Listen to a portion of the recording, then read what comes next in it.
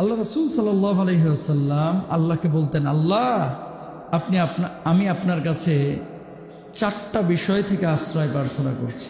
কয়টা? জোরে বলেন, পেছনের মানুষগুলো বলেন কয়টা? 4 বিষয় থেকে আপনার কাছে আমি পানাহ চাই, আশ্রয় চাই। 1 নাম্বার, অনুপকারী জ্ঞান থেকে। এমন জ্ঞান আপনি অর্জন করেছেন যে জ্ঞান দিয়ে মানুষের কোনো কল্যাণ হচ্ছে না, দিনের কোনো কল্যাণ হচ্ছে না, দেশের রাষ্ট্রের কোনো কল্যাণ হচ্ছে না। আল্লাহ এমন জ্ঞান থেকে আমি পানাহ চাই। তাহলে কোন জ্ঞান আল্লাহর কাছে চাইবেন? আল্লাহ যে জ্ঞান দিয়ে মানুষের কল্যাণ হয়, দিনের কল্যাণ হয়, ইসলামের কল্যাণ হয়, দেশ জাতির কল্যাণ হয়। এখন আপনি তাবলিগে গেলেন, যাওয়ার পরে জ্ঞান অর্জন করলেন ইকরামুল মুসলিমের। উসুলের মধ্যে আছে না যে মুসলমানদের সম্মান করা। জ্ঞান অর্জন করলেন যে মুসলমানদের সম্মান করে, এমন সম্মান করলেন যে ওরা ইস্তেমার ময়দানে দিয়ে জবাই করে দিলেন। আহা, এর সম্মান না। তাহলে এমন জ্ঞান অর্জন করতে হবে যে জ্ঞানটা উপকারী এবং এই জ্ঞান দিয়ে মানুষের কল্যাণে কাজ করা যাবে, আল্লাহ দ্বীনের জন্য কাজ করা যাবে। আমরাও দোয়া করবো, আল্লাহ এমন জ্ঞান আপনি আমাদেরকে দেন যেই জ্ঞান দিয়ে আমরা দ্বীনের কল্যাণে কাজ করতে পারি, আপনার কল্যাণে কাজ করতে পারি, মানুষের কল্যাণে কাজ করতে পারি, ইনশাল্লাহ বলেন। নবীজি যেই দোয়া করেছেন সেই দোয়া আমাদের করা দরকার আছে না? 2 নাম্বার, আল্লাহ এমন অন্তর আপনি আমাদেরকে দিন না যেই অন্তরের মধ্যে আপনার কোনো ভয় নাই। কত বড় কথা, বুঝতে পেরেছেন? আপনারা দোয়া করবেন এটা, আল্লাহ এমন অন্তর দিন না যে অন্তরে আপনার ভয় নাই।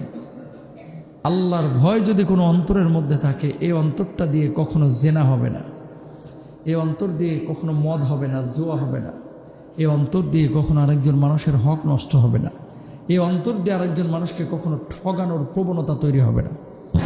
আল্লাহর নবীর অন্তরে কোনো গুনাহ ছিল? তিনি নিষ্পাপ না? তারপর আল্লাহর নবী নিজে দোয়া করেছেন এই দোয়া যে আল্লাহ আপনি আমাদেরকে এমন অন্তর দান করেন যে অন্তরের মধ্যে ভয় থাকবে। সাহাবীরা বললেন, ইয়া রাসূলুল্লাহ, আল্লাহর ভয়টা কি? মা মানাত তাকওয়া। ওগো আল্লাহর নবী, অন্তরের মধ্যে, কলিজার মধ্যে, হৃদয়ের মধ্যে যে ভয়ের কথা বলেছেন, এই ভয়টা কিসের ভয়? মা মানাত তাকওয়া। আল্লাহর নবী জবাব দিয়েছেন, এই ভয়টা হচ্ছে আল্লাহর ভয়, এই ভয়টা হচ্ছে আল্লাহর ভয়। আত-তাকওয়া হাহুনা, তাকওয়ার জায়গাটা হচ্ছে অন্তরের মধ্যে। এটা দেখা যায় না, এটা ধরা যায় না, ছোঁয়া যায় না।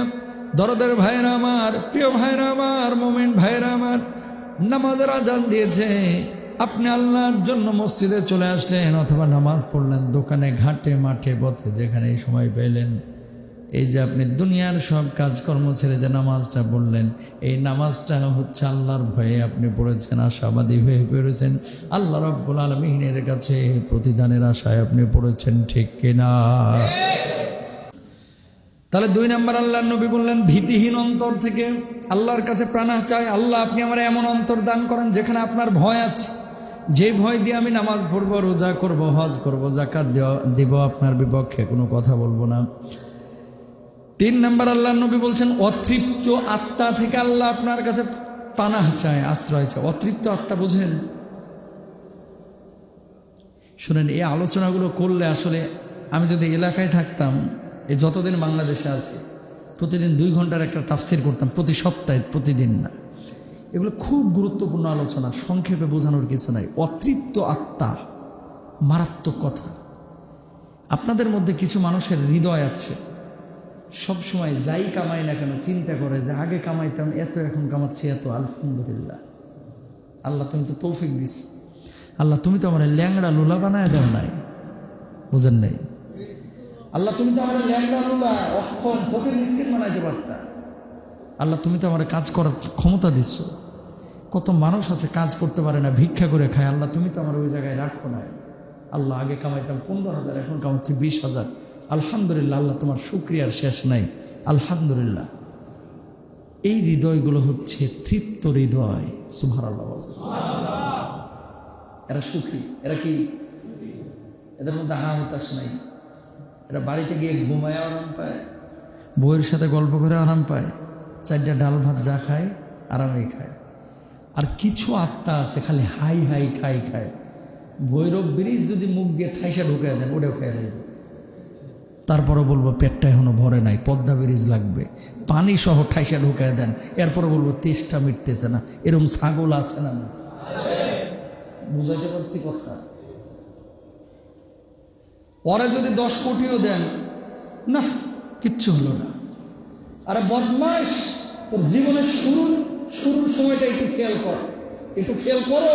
পরের জীবনের সূচনা লগ্নে আপনি হয়তো বা এরকম চিন্তা করেছিলেন, আল্লাহ কোনো মতে 20,000 টাকার একটা চাকরি পাইলেই হয়েছে, আর কিচ্ছু লাগবে না। কথা কোন ঠিক কিনা?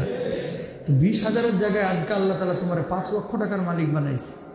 তুমি কেন কল্পনা করো না যে টার্গেট ছিল 20,000, আজকে 5 লক্ষ টাকা আমি 5 বছরে জমায় ফেলাইছি।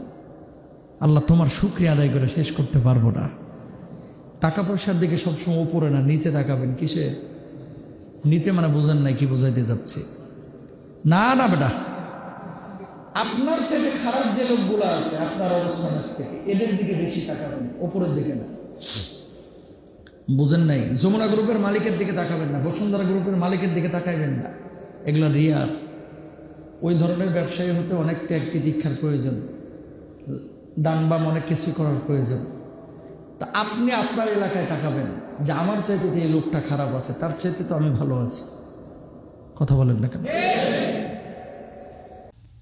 রিজকের ফয়সালা আসমানে হয়। কোথায়? আসসালামু আলাইকুম।